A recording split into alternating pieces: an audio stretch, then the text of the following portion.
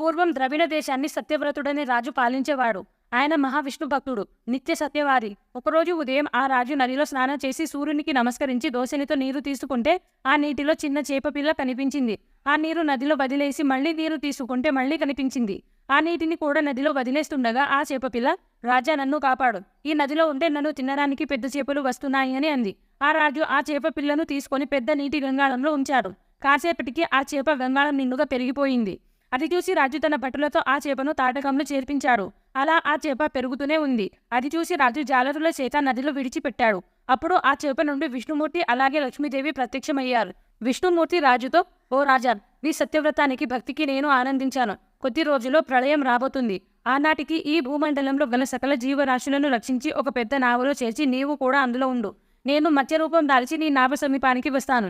నన్ను రక్షించడానికి ఒక పెద్ద తాడు పట్టి నా దగ్గరికి విసిరి నన్ను ధ్యానించు అని చెప్పి అదృశ్యం